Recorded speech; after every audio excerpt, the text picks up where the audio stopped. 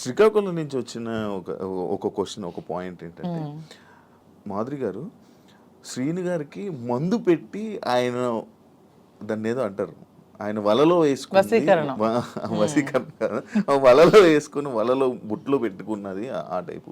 సరే, మందు పెట్టి ఇలా చేయడం వల్ల, లేకపోతే ఈ ఏజ్ లోనే ఆయనకి అవసరం ఏంటి? సరే ఓకే, ఎవడైతే క్వశ్చన్ అడిగాడో వాడికి ఒకటి అడుగుతున్నాను. రే మందు పెట్టి శ్రీనివాస్ దగ్గర నేనేం తీసుకోవాలో చెప్పండి అని అడుగుతున్నాను. డబ్బుందా? లేదు. పోనీ అట్లీస్ట్ ఏజా? లేదు. అంటే ఇప్పుడు డబ్బు లేదు, కానీ స్టార్టింగ్ లో ఆయన దగ్గర డబ్బు ఉండేది. ఇప్పుడు నేను వచ్చినప్పుడు ఏం లేదు. 2022లోనే ఇచ్చేసారా మీరు?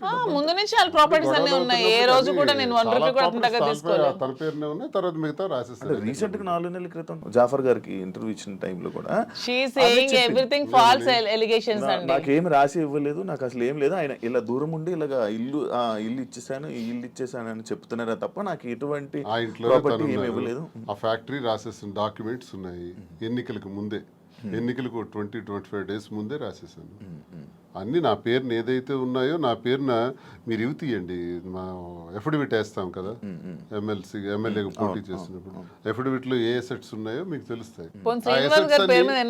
ఆ అసెట్స్ ఈ రోజుకి నా పేరును ఉంటే you can anybody can challenge. ఈ రోజు ఆ అసెట్స్ నా పేరునే ఉండాలి కదా.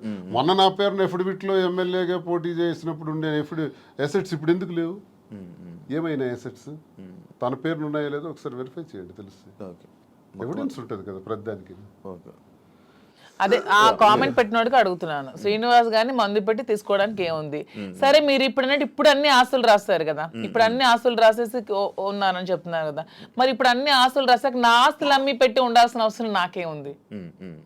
వాడు ఎవడైతే కామెంట్ పెట్టాడో వాడికి 2 క్వశ్చన్స్ అడుగుతున్నాను. ఒకటి, ఆస్తుల కోసమే తీసుకొని ఉంటే అతని ఆస్తులన్నీ వదిలేసి వచ్చాక నా ఆస్తులు అమ్మి అతని దగ్గర ఉండాల్సిన అవసరం ఏముందని ఎవడైతే కామెంట్ పెట్టాడో వాడికి అడుగుతున్నాను. ఇంకొకటి పాయింట్, మీ మహేష్ ఎక్స్ హస్బెండ్ ఎవరైతే ఉన్నారో ఆయన స్టార్టింగ్ లో వచ్చారు ఏంటి దానికోసం ఇప్పుడు నేను చెప్పి నేను అడిగిపోయాను అతను చెప్పిన కామెంట్స్ కోసం. స్టార్టింగ్ లో వచ్చారు, ఈ మధ్య అసలు కనిపించట్లేదు. ఏమైనా డబ్బులు ఇచ్చి వాళ్ళని ఆయన్ని మేనేజ్ చేశారు? డబ్బులు ఇచ్చి మేనేజ్ చేయడానికి they are well settled family.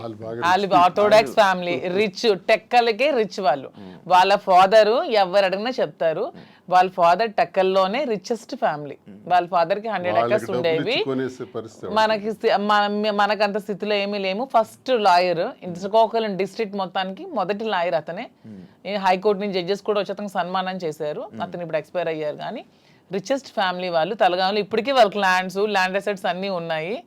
వాళ్ళకి ఏం డబ్బులు అవ్వాల్సిన అవసరం లేదు. తను చక్కగా మ్యారైన్ చీఫ్ ఇంజనీర్ జాబ్ చేసుకుంటున్నాడు, హ్యాపీగా ఫారెన్ లో ఉన్నాడు. 1 రూపీ కూడా వాళ్ళకి ఇవ్వాల్సిన అవసరం తప్పు. మేము ఇలా ఉన్నదానికి వాళ్ళ ఫ్యామిలీని బ్లేమ్ చేయకూడదు, అది చాలా తప్పు. వాళ్ళ ఫ్యామిలీ చాలా మంచి ఫ్యామిలీ. వాళ్ళేం ఫైనాన్షియల్ గా మా దగ్గర ఏముందని మీ వాళ్ళకి ఇవ్వడానికి? ఇప్పుడు మ్యూచువల్ అండర్స్టాండింగ్, మేము మ్యూచువల్ కన్సర్న్ తోనే మేము విడిపోయాం. మా దగ్గర ఏముంది మీ వాళ్ళకి ఇవ్వడానికి? ఇప్పుడు ఎవరు చేయాల్సిన అవసరం లేదు. వాళ్ళు బిజినెస్ కోసం అమ్ముతున్నాం, చాలా వరకు అమ్మాలి. పెట్టుబడులు చాలా ఎక్కువ అవసరం కదా, కొంచెం భారీగానే చేయాలనుకుంటున్నాం కాబట్టి బిజినెస్.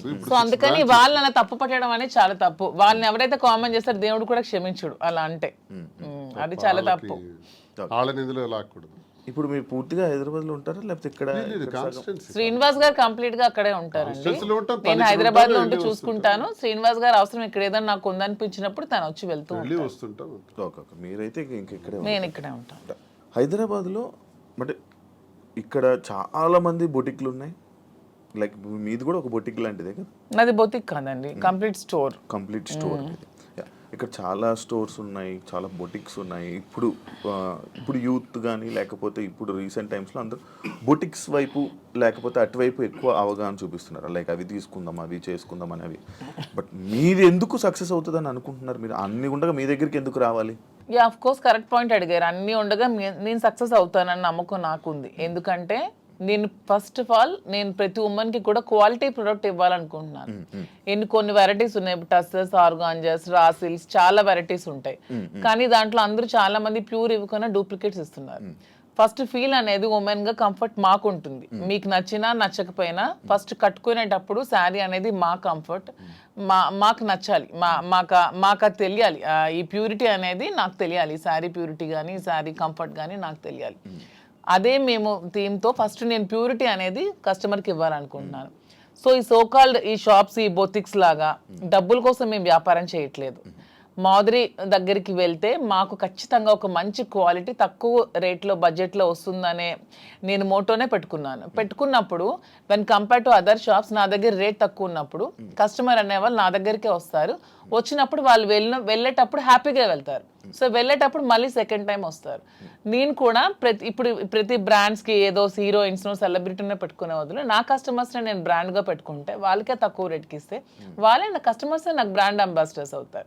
వాళ్ళే 10 మందికి వెళ్ళి చెప్తారు, వాళ్ళు ఇంకొంతమందికి చెప్తారు పలానా దగ్గర షాప్లో తక్కువ రేట్ ఉంది, బాగుంది, క్వాలిటీ ఉంది, ప్యూర్ ఉంది, అప్పుడు నా దగ్గరికి వస్తారు. సో కస్టమర్సే నా బ్రాండ్ అంబాసిడర్స్. దీన్ని అవన్నీ బ్రాండ్ అంబాసిడర్స్ కూడా పెట్టుకోవట్లేదు. ఇప్పుడు నా దానికి నేనే బ్రాండ్ అంబాసిడర్గా ఉన్నాను. ఫ్యూచర్లో నా కస్టమర్స్నే బ్రాండ్ అంబాసిడర్గా చేసుకుందాం అనుకున్నా. నేనే మోడల్స్ని కానీ హీరోయిన్స్ని కానీ అవన్నీ కూడా చేసుకోవట్లేదు. వాళ్ళకి కోట్లు లక్షలు ఇచ్చే బదులు నా కస్టమర్ తక్కువ ప్రైస్లో ఇస్తే వాళ్ళే నా బ్రాండ్ అంబాసిడర్గా ఉంటారని నేను అనుకుంటున్నాను. సో ప్యూరిటీ, క్వాలిటీ, రేట్ రీజనబుల్గా ఉన్నప్పుడు నా దగ్గర కాకుండా కస్టమర్ ఎక్కడికో ఎందుకు వెళ్తాడు? నాకు డబ్బులు అవసరం లేదు, నాకు కావాల్సింది గుడ్ విల్, ప్రజలతో సత్సంబంధాలు బాగుండాలి. ఎందుకంటే మేము రాజకీయంగా ప్రజా జీవితంలోంచి వచ్చాం కాబట్టి ప్రజలతోనే మా జీవితం ఎక్కువ ముడిపడి ఉంది కాబట్టి ప్రజలకి ఏం కావాలి, ఎలా ఉంటే మేము నచ్చుతాం అనేది మాకు ముందు నుంచి తెలుసు కాబట్టి మేము వాళ్ళతో ఉన్న రిలేషన్షిప్ మెయింటైన్ చేయాలనుకుంటున్నాం కాబట్టి వాళ్ళకి మేము తక్కువ ప్రైస్లో క్వాలిటీ శారీ ఇచ్చి ఓకే మాధురి దగ్గర శారీ బాగుంటుందన్న goodwill within few days లో సంపాదించుకుంటాను. అప్పుడు మీరే రేట్ పెంచిన జనాలు తెలిసిపోతుంది ఖచ్చితంగా. అది నాకు అవసరం లేదంటున్నాను. ఇప్పుడు నాకు లాభం లేకుండా ఇప్పుడు వీవర్స్ దగ్గర నుంచి 10,000కి వచ్చినప్పుడు కొన్ని షాప్స్ లో ఎక్కువ లాభాపేక్షతో అవి 1,00,000కి 2 లక్షలకి అమ్ముతున్నారు. అలా కాకుండా ట్రాన్స్పోర్ట్ కి మాకున్న గమనించింది అంటే మాధురికి ఫ్యాషన్ పట్ల ఎక్కువ ప్యాషన్ ఉంది కాబట్టి నేను బిజినెస్లో రంగంలో నాకు కొంత అనుభవం బట్టి నేనేం చెప్పానంటే మనకి ఎప్పుడు కూడా క్వాలిటీ ఉండాలి, నాణ్యత ఉండాలి. అసలు ఏంటి ఈ రంగం ఏంటి, అసలు ఈ శారీ ఫీల్డ్ ఏంటి, ఈ పట్టు ఫీల్డ్ ఏంటి, పట్టు సిల్క్ ఏంటి ఒకసారి నా కళ్ళారా చూడాలంది. నీకు తెలుసు కాబట్టి నేను తర్వాత వెళ్ళాను, వారణాసి వెళ్ళాము, కోల్కతా వెళ్ళాము, తర్వాత ఇది ధర్మవరం వెళ్ళాము, కంచి, బెంగళూరు, సేలం, కోయంబత్తూర్, ఇలాగ చాలా ప్లేసులు. యాడికి ఇలాంటి ప్లేసుల్లోకి వెళ్ళి డైరెక్ట్గా మగ్గందారుల దగ్గరికి, నేతన్నల దగ్గరికి వెళ్ళాం. నేతన్న పరిస్థితి మేము అక్కడ చూస్తే ఆయన కష్టపడి ఆ నేసే చీర, ఒక చీర నేయటానికంట 1 నెల రోజులు కూడా పడుతుంది, 2 నెలలు పడుతుంది, కొన్ని చీరలు 15 రోజులు పడుతుంది. ఆ చీర ఎంత కష్టపడుతున్నావు కదా, నువ్వు ఎంత అన్నా సంపాదిస్తున్నావు, నీకు ఎంత ఇస్తున్నారంటే ఆయన చెప్పే లెక్కలు చూస్తే ఆయన కూలి కూడా ఆయనకి చాలట్లా, మళ్ళీ కూలి బ్రతుకే. అంటే ఇక్కడ నేను అబ్జర్వ్ చేసింది అంటే ప్రజా జీవితం గడిపిన మాకు ఇంత కష్టపడి ఒక క్వాలిటీ శారీ 15 రోజులు కష్టపడి, 24 రోజులు కష్టపడి చేస్తే ఆయనకు మిగిలింది కూల, అంతకన్నా పెద్దోడు కాడా? నెంబర్ 1. మరొకరు కూడా ఇక్కడ నష్టపోతున్నారు. ఆయన తయారు చేసినటువంటి ఆ శారీని ఉదాహరణకు ఒక 50,000కి అతనికి ఇచ్చి కొన్నారనుకోండి మధ్య దళారీలు, అది తెచ్చి హైదరాబాద్లో 3 లక్షలకు అమ్ముతున్నారు. మీకు తెలిసిన అంటే ఎన్ని రెట్లు ఎక్స్ట్రా అమ్మారు? 5-6 రెట్లు ఎక్స్ట్రా అమ్మేటప్పుడు నష్టపోయే మరో వ్యక్తి ఎవరంటే కస్టమర్. నేతన్న నష్టపోతున్నాడు, కస్టమర్ నష్టపోతున్నాడు. ఇది నేను గమనించింది. నేనేం చెప్పానంటే మనం లాభాపేక్షతో లాభాలు సంపాదించేయాలనుకుంటే 1,00,000 వ్యాపారాలు ఉంటాయి. నాకు తెలుసు చాలా వ్యాపారాలు ఉన్నాయి. ఇందులో నీవు ఇంట్రెస్ట్ పెడుతున్నావు కాబట్టి ఇందులో చెయ్యాలి అనుకుంటే నా తాలూకు ఉద్దేశం అంటే నాణ్యత, ప్రాధాన్యత. నాణ్యతే ప్రామాణికం. ఈ 2 మైండ్లో ఎప్పుడు పెట్టుకో. Quality is our predominance. ఈ 2 బ్రెయిన్లో పెట్టుకుని ఆ ఏదైతే నేతన్న దగ్గర తీసుకుంటున్నామో ఆ నేతన్నకి మనం ఆర్థికంగా సహకరించి మరికొంత వెసులుబాటునిచ్చి అతను ఆ నేసేటట్లు చేసి అవన్నీ కలెక్ట్ చేద్దామని చెప్పి ఇప్పుడు 4-5 నెలల్లో మొత్తం దేశం నలుమూల నుంచి కలెక్ట్ చేసి దాన్ని స్టోర్లో పెట్టేటప్పుడు దానికి జిఎస్టీలు, ట్రాన్స్పోర్ట్ ఛార్జెస్, ప్రాఫిట్స్, మెయింటెనెన్స్ అన్నీ వేసుకుంటే 50,000 రూపాయలు సారీని ఎంత కమ్మొచ్చు? 80,000కి అమ్మండి, 90,000కి అమ్మండి, లహాయిత 1,00,000కి అమ్మండి. 3 లక్షలు ఏంటండి? ఇది మోసం కదా కస్టమర్కి. మరి 3 లక్షలకు అమ్మిన లాభంలో కొంతైనా నేతనికి ఇస్తున్నావా? అది కూడా నష్టమే కదా నేతనికి. ఈ 2 ఆలోచించి ఈ 2 బ్యాలెన్స్ చేసి బిజినెస్ సక్సెస్ఫుల్గా రన్ అవ్వాలంటే వ్యాపారం పెట్టిన తర్వాత ఆ వ్యాపార యజమాని ఎవరన్నది జనానికి తెలుస్తుంది. వ్యాపారం పెట్టక ముందే మేమెవరమో జనానికి తెలుసు. కాబట్టి మా మీద ఒక ఎక్స్పెక్టేషన్ ఉంటుంది, ఒక నమ్మకంతో మా దగ్గరికి వచ్చేటప్పుడు ఆ కస్టమర్ ఆ కళ్ళల్లో నేను సరైన ప్రైస్ ఇచ్చానన్నటువంటి ఆనందాన్ని మేము చూడాలి. అరే నేను ఈ స్టోర్కి వచ్చి చాలా ఎక్కువ డబ్బులు ఇచ్చేసాననే బాధని ఎక్కడ ఏ కళ్ళల్లో కూడా మనం చూడకూడదు అన్నది మా ప్రధానమైనటువంటి ఉద్దేశం.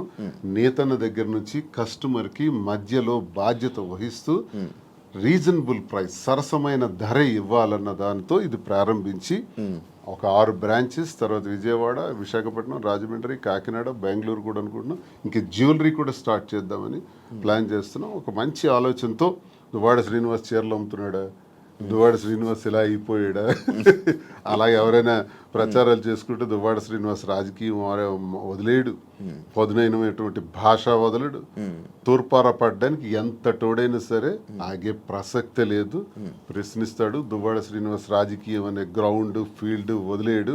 దయచేసి ఆ భ్రమల నుంచి బయటపడమని వాళ్ళకి నేను సవాల్ చేస్తున్నాను. వ్యాపారం చేయాలని మాధురికి సహకారంగా పూర్తిగా ఉంటాను.